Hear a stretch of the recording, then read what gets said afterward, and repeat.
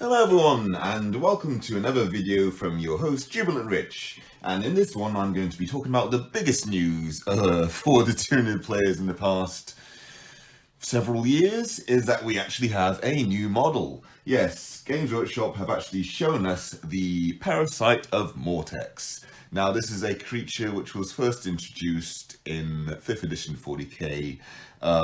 They didn't actually have a model for it, but there were rules in the 5th edition Tyranid Codex. And it's a pretty gross thing. It's pretty cool. Plays into the usual alien body horror thing. Basically implants its victims with Ripper eggs. And not too long after that, the Rippers shall burst forth and consume whatever is around them. Pretty cool, pretty awesome. And now we actually have a model. The model itself, I think, looks pretty sweet. Speaking of alien body horror, the crest at the back there is very reminiscent of the Alien Queen. The face, there's a billion different things that you could say that looks like. Obviously alien, and then there's like different wormy type things from various sci-fi franchises. Yeah, quite like the look of it myself. And considering, you know, how little Tyranid players get in the way of new models in recent years, I suppose, you know, anything is good at this point. So as for the baseline stats, we have a movement of 16, a weapon skill of 2+, a ballistic skill of 3+, though they haven't actually shown off any range capabilities that it has, so I don't know how redundant that 3+ is actually going to be. Their strength and toughness are both 5. Their wounds and attacks are both 6. Leadership is 8. And its save is 4+. They talk about it being a synapse creature, though I suppose that's good because the synapse link, which is is first introduced in the Warzone Octarius book, I think. I didn't buy that book, I'll be honest, on account of the fact that it just seemed like placeholder material to me as a Tyranid player, and I, you know, would rather see a full codex, which we're going to be getting now, so happy about that. So I can't really go into the whole how useful it being a synapse creature will be, but those of you who do, you know, play 40k as Tyranids will be able to say, yay, it's great, or not. So moving on, we have its weapon, the Barbed Ovipositor, and with that you've got, okay, let's see, so obviously this is a melee weapon. Its strength is +1, so you gain strength 6, which of course means that your chaff targets will be wounded on a 2+, which, I mean, I guess makes sense considering the actual rules of the thing is basically just implants people, and, you know, they're pretty much screwed off that. So I can imagine, you know, your typical guardsmen, you know, your colonial marine types are going to be quite susceptible to this, as well as your Eldar guys and all that sort of stuff.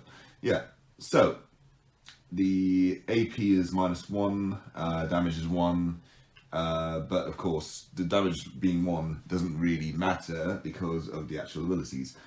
The Parasitic Infection. Each time the bearer fights, it makes 1 additional attack with this weapon, and no more than 1 attack can be made with this weapon while resolving that fight.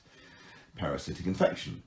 Each time an attack made with this weapon successfully wounds an enemy unit, excluding vehicle units, that unit suffers 1 mortal wound in addition to any normal damage and becomes infected with parasites. At the start of your opponent's command phase, for each enemy unit that is infected with parasites, your opponent must roll 1d6.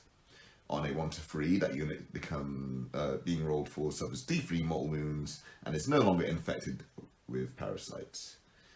On a 4 to 6, that unit being rolled for suffers d3 mortal wounds and remains infected with parasites. If that unit suffers 2 or more mortal wounds as a result of this ability this phase, set up a new friendly High Fleet Ripper Swarms unit on the battlefield within 3 inches of that unit and not within engagement range of any enemy units. That Ripper Swarms unit contains 1 model, and if you're playing a game that uses a points limit, that does not cost any reinforcement points. So after that long spiel, what we can ascertain is that basically each time it wounds, deals damage to unit, right? They're infected with parasites, and in the command phase, you roll a d6 on a 1 to 3. The unit will suffer d3 mortal wounds.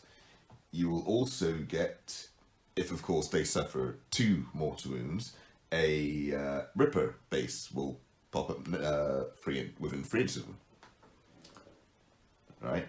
Now, that's pretty cool, because if you then look at the following rule after that, first of all, I mean, like, you're generating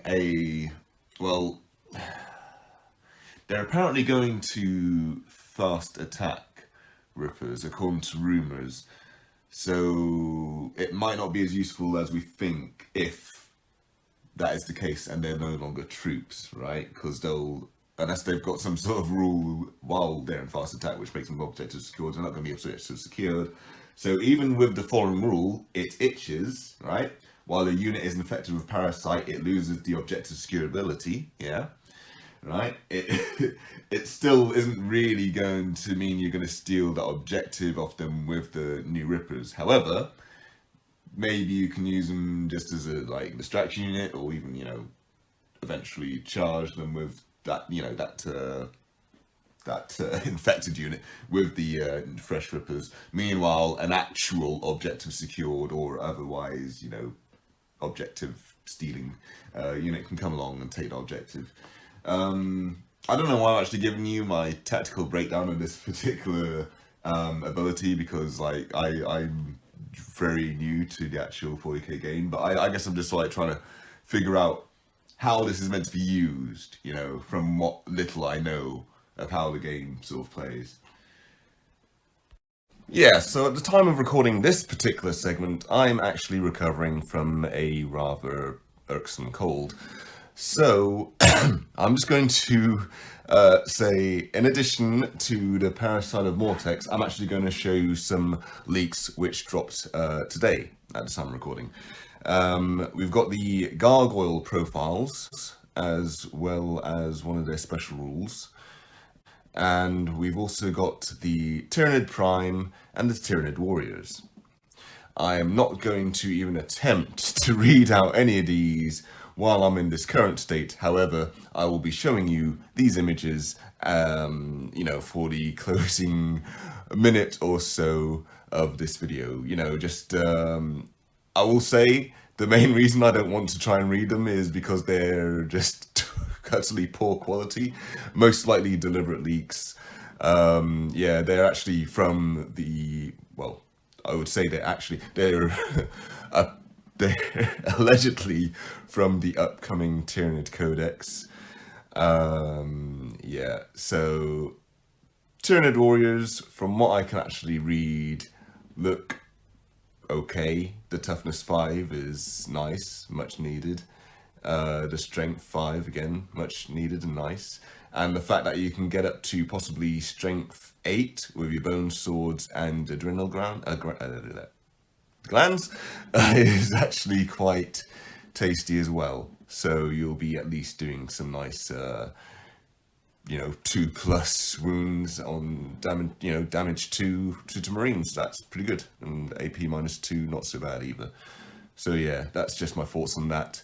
In the meantime, I will add that I will be covering as much as I can of any Tyranid news that comes up over the next few weeks before the launch of the Tyranid Codex, because the bugs are my boys, and I want to big them up as much as I can before the Codex actually drops.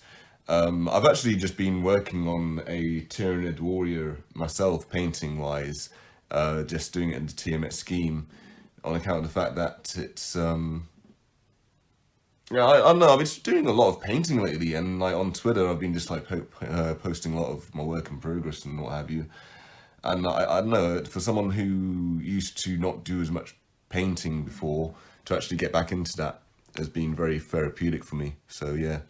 In the meantime, like and subscribe, and I will see you guys in the next video. Please do share this, comment what you think of the Parasite or any of the leaks that you're able to read, and yeah, thank you very much. Have a pleasant evening. Goodbye.